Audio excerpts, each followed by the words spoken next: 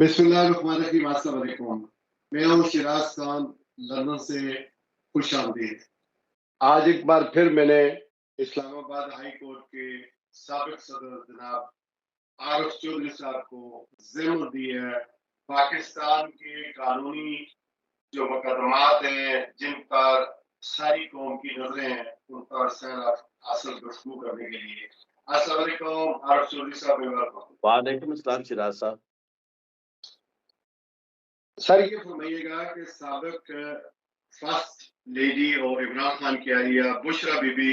کے سابق شوہر خاور منیکا کے حالیہ انٹرویو کے بعد عمران خان کی عدت یا نکاح والے مقدمہ جو اس وقت عدالت میں چل رہا ہے اس پر کیا اثرات مرتب ہوں گے اور اس انٹرویو کو آپ کیسے دیکھ رہے ہیں؟ شیراز صاحب، پہلی بات تو یہ ہے کہ کبھی بھی کسی ایسے پروگرام کے اثرات جو پروگرام آپ کرتے ہیں، کہیں ٹی وی پہ کوئی گفتگو ہوتی ہے، عدالت میں چلتے ہوئے کیس پہ اس کے کوئی اثرات نہیں ہوتے۔ عدالت میں چلتا ہوا کیس جو ہے اس میں اثرات صرف اسی بیان کے ہو سکتے ہیں جو عدالت کے سامنے دیا جائے، بطور گواہ کے دیا جائے اور یا ملزم کے طور پر دیا جائے یا مدعی کے طور پر دیا جائے۔ ادروائز یہ ساری کی ساری باتیں جو ہے یہ ان کی ایک کاسمیٹک حیثیت تو ہے جس مقصد کے لیے یہ کام کیا جا رہا ہے کہ جتنا ہو سکتا ہے ان کی ذات کو پراگندہ کرنے کے لیے، ان کے خلاف پروپیگنڈا جو ہے وہ کرنے کے لیے ساری چیزیں اس طرح کی لائی جائیں، لیکن اس کا کوئی اثر جو ہے وہ عدالت میں چلنے والے کیس پہ نہیں ہوگا۔ عدت اور نکاح کا یہ جو سارا کیس ہے عدالت میں ادروائز، وہ اپنی مثال آپ ہے، یہ قانونی جورسڈکشن میں اس کی کوئی مثال ملتی ہے یا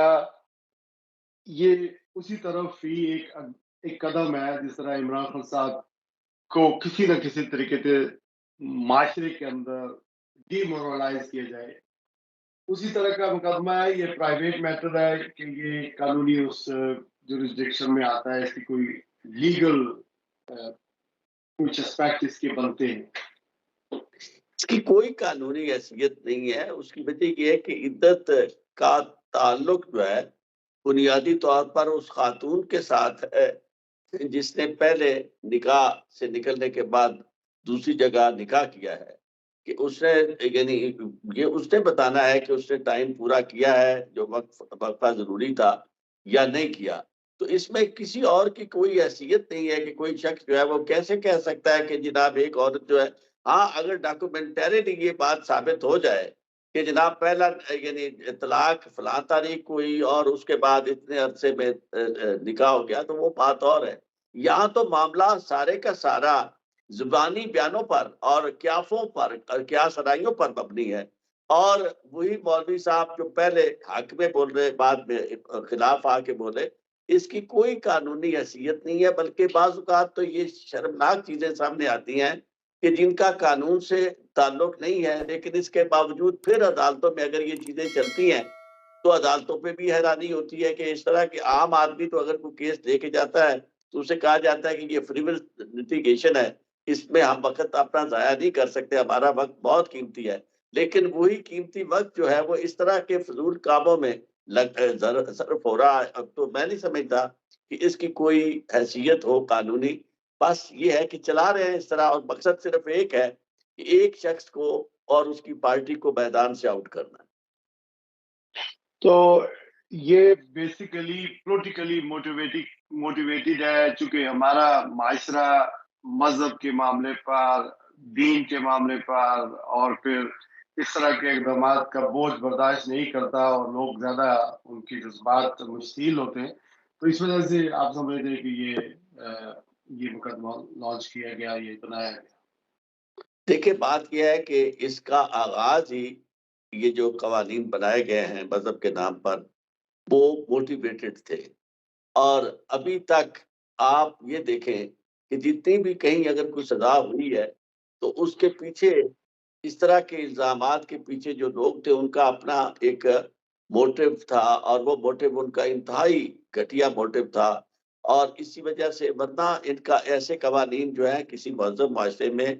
نہ بنائے جاتے ہیں، نہ ان پہ کسی طرح کی کوئی کارروائی ہوتی ہے۔ تو اس پاکستان میں چونکہ لوگوں کو سینسٹائز کر دیا جاتا ہے، لوگ ایون پتہ بھی نہیں ہوتا لوگوں کو کہ یہ بات کیا ہے۔ کسی کو کہہ دیا کہ یہ یہودی ایجنٹ ہے۔ آپ نے دیکھا کہ پچھلے دنوں میں یہ جو بہت پروپیگنڈا ہوتا رہا کہ جی یہ یہودی ہے جی، جو فنڈنگ کر رہے ہیں، تو ایک پروگرام میں میں نے بلکہ کئی پروگراموں میں کہا بھائی بات یہ ہے کہ جس شخص کو بیری ہے اس کی کمپنی کا نام آپ لے رہے ہیں، میں نے کہا میں ذاتی طور پر جانتا ہوں کہ امریکہ کے اندر یہ کمپنی جو ہے اس میں بیری بھی ہے یہودی، لیکن اس کے ساتھ ایک پاکستانی نوجوان ہے جس کا تعلق کاموں کی سے ہے، تو وہ چیک بنایا گیا کاموں کی کا رہنے والا وہ شخص ہے اور ایڈمنسٹریٹر ہے ان کے آفس کا، تو وہ بیری کے نام کا چیک بنا اور آپ نے کہہ دیا کہ جی یہ یہودی جو ہے وہ فنڈنگ کر رہے ہیں۔ تو بات یہ ہے کہ اس طرح کی یہ چیزیں ہیں جس سے لوگ بہت فوری طور پر ٹچی کے معاملات ہے کہ جناب کسی کو یہودی ایجنٹ کہہ دیا، کسی کو کہہ دیا کہ جی یہ تو جو ہے اس نے نکاح پر نکاح کر دیا، کسی کو اسلام سے خارج قرار دے دیا۔ اب پھر مولوی حضرات جو ہے ان کی اپنی ایک تاریخ ہے کہ یہ قائد اعظم سے لے کر آج تک جس کے خلاف آپ چاہیں فتویٰ لے لیں، جس کو آپ چاہیں اس کے حق میں بیان آپ، یعنی ایک طرف یہ مولوی جو تھے وہ عورت کی حکمرانی کے خلاف تھے، آج جناب جو ہے وہ وہاں جا کے بے نظیر کو کہہ رہے ہیں کہ ان کو دیکھ کر ہمیں ایمان آتا ہے ملتا ہے، اور یہ یعنی اس طرح کی وہ باتیں ہیں سوائے مزاق کے اور اپنی بدقسمتی پہ رونے کے اور کیا کیا جا سکتا ہے۔ سب نہیں ہے، لیکن جو لوگ مفاد حاصل کرنا چاہتے ہیں یہ مذہب سے دین کو استعمال کرتے ہیں، وہ بہرحال